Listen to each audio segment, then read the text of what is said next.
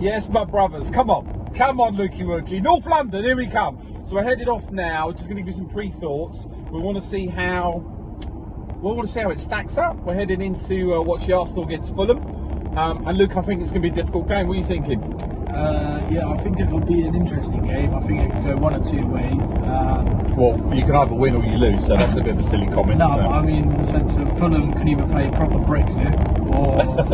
what? A total failure? So higher prices, total failure, yeah, all that sort of stuff. Okay, yeah. Or they can play shithouse football, which they usually do anyway. Okay, keep it clean. But yes. So what are you thinking? What do you think? So if you're in Scott Parker's silly cardigan right now, what are you thinking? What would your tactics be as we head out? Because I've got my thoughts on it. We had a quick chat about it earlier, but what do you think it's going to be? I think you'll have Mitrovic just playing last man all the time. So whether that be Saliba or Gabriel, and then I think they'll try and abuse the fact that Zinchenko does kind of push on in the midfield and abuse the fact that Xhaka isn't as fast as Zinchenko or isn't as clever. He tends to make a mistake sometimes, or draw a foul, should I say. But look, there isn't much that they can do effective-wise. They have to just play. So do you think they're going to try and swamp the midfield? Do you think that's what they're trying to do, Hodder, or do you think they're going to go heavy on the defence against the pace that Arsenal have at this moment in time? Because I'm of the opinion that we're kind of one of the fastest teams right now, and I know it's early season, but I'm thinking, where do you think this is going to kind of come out for us?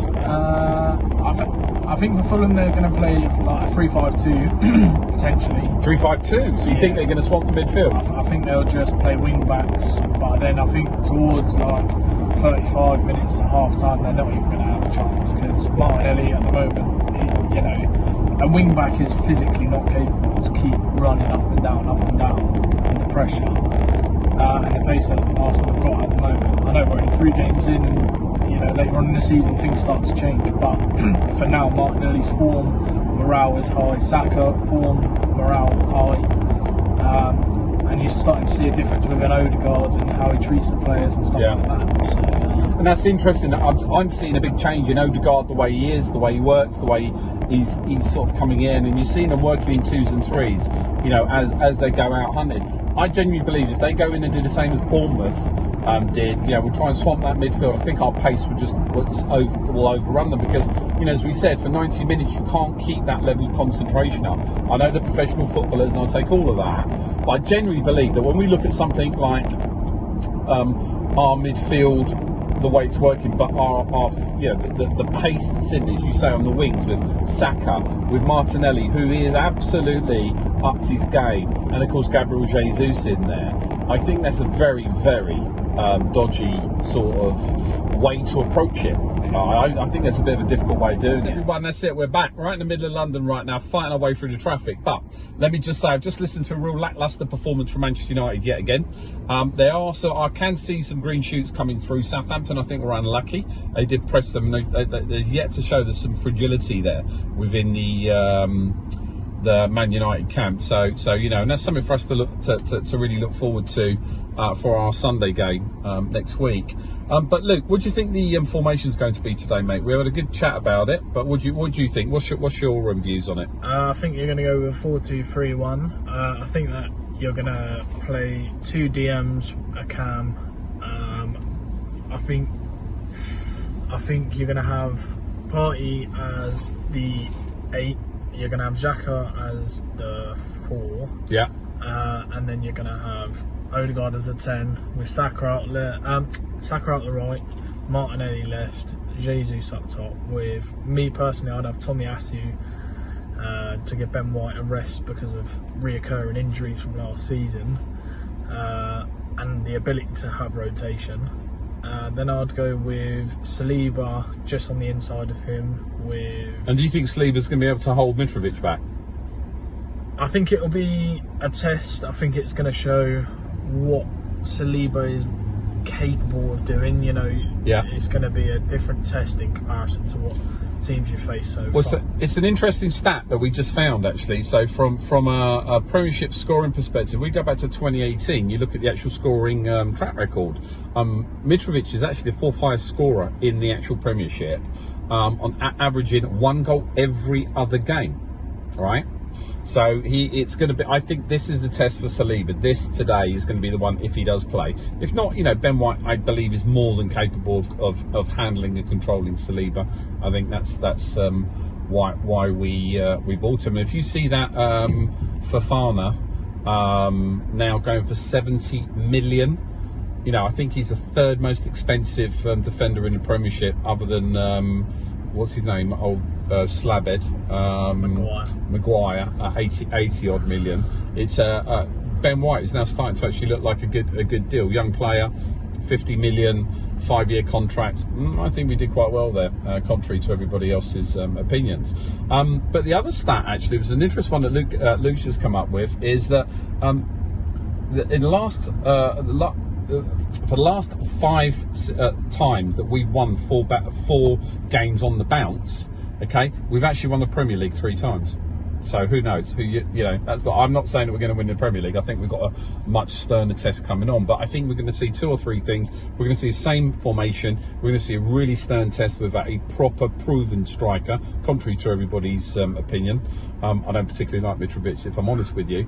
But we're going to actually see a real solid test. We're going to see a real solid time for our defence. So hopefully, fingers crossed, we'll come away with that 4th win. And we're going to come out shining. So I'm looking forward to updating you through the game as we get there. But let me just tell you, North London are on the way. We're so excited. We are so excited right now. 4:45, 45 minutes to go. Outside the new emblem, looking very nice, but it makes the rest of it look a bit tatty actually. Anyway, we got Partey's not in the squad, question mark.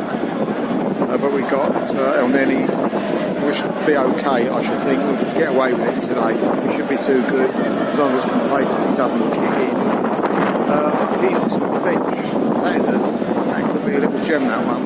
So there it goes. But very excited, can't wait to get going. Come on, you guys.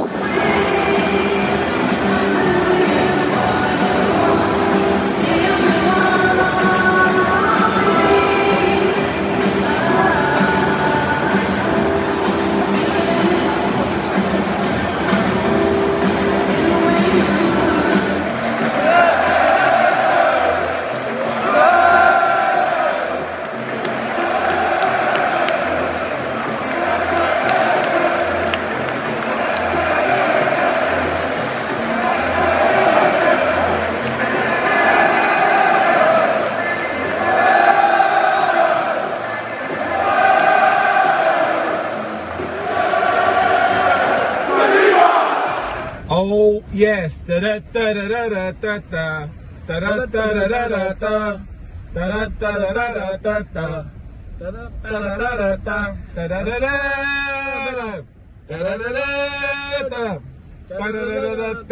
Saliba! Oh my God! Get in there in the North London! Oh yes, yes, yes, yes, yes. What a game! What a game! Where do we start? Where do we start? Talk to me. Look, come on, Odegaard. Talk to me about Odegaard. That guy is a genius, an absolute genius. What a steal! What a player! What a game! He bossed it. He absolutely bossed it. Talk to me, Luke. Tell me.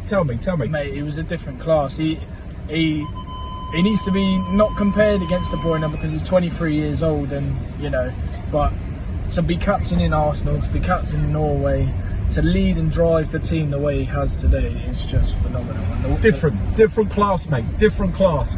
Come on, the games, the game, the way he played it and bossed it, and absolutely dictated the play. Him, Saka, Martinelli. Oh God, let's talk about, but just quickly, Martinelli. Martinelli. Why do we leave him on his own when he's terrorising defences? Absolutely tearing them apart. Absolutely phenomenal game by Martinelli and Odegaard and Saka and Gabriel Jesus. Oh my God, like Jesus was all over the place. I mean, he didn't get his goal. in fairness, did he? No. But he was bullying, he was fighting, he was kicking. It was just absolutely amazing. So first 15 minutes when we came out in the second half, absolutely tore into Fulham. And was watching Mitrovic, or Metrobus as we like to call him, so because he's got the turning circle of a Metrobus. Absolutely, just what a comedian, what a clown. Absolutely, so the polar difference between him and Gabriel Jesus. Seriously, unbelievable, so unprofessional, rolling around trying to get the fouls, the whole piece. You know, first 15 minutes, I think we absolutely played. One of the biggest complaints we had, definitely for sure, in the whole game was just didn't shoot the ball. There was 2 or 3 instances where Odegaard was actually in front of goal, should have hit it straight at the goal. Martinelli had Odegaard out on the, I think it was about the sort of 30th minute in, had Martinelli had the ball, Odegaard was in acres of space, could have just put it in the top right, left hand corner, either one, and away he went. So I just thought, in front of goal we hesitated today, and we can't do that. We can't do that moving forward. We actually cannot do that anymore. But the goal winning, Luke, what about that? What about that? That goal winning totally against the play, didn't it? Yeah, it was on the run of the play, to be honest. It was bound to happen. If it didn't happen, then fans would have been asking how. You know, putting Fulham under the cosh for 75, 80 minutes, you're bound to make a mistake, or something's bound to happen. And unfortunately for Leno, you know, it took a deflection. Okay. But hey, look, I don't care. Still a goal. Couldn't care less. Yeah, 2-1. So I just think I think that the interplays, the short interplays between the team, you know, the sort of triangles that we were playing was absolutely out of this world. They had literally six defenders. We saw about 6 sitting in the back trying to actually contain us. They couldn't do that. We had just a total gameplay. It's a fairly dirty game as well. So there's lots of again dubious refereeing decisions, I have to say. But what was interesting was that sort of punch up that we had up at our end, and we had Ramsdale come running out. So you just sort of see that whole team coming together and really gelling with each other as people are trying to you know, sort of rough us up a little bit. So this is not guys. This is not the Arsenal of old, right? We don't care. We don't care. You know, we'll actually go at them. So I thought, you know, for the first 5, 10, 15 minutes, we actually played beautiful football. El Neni actually was on the ball. He actually was up to speed, knew what was going on, played really, really well. I say Metrobus was rolling around as if he had 2 flat tyres. The other parts that I thought was interesting, when that goal went in, we did go a little bit back into our shell. And I thought, this is the test.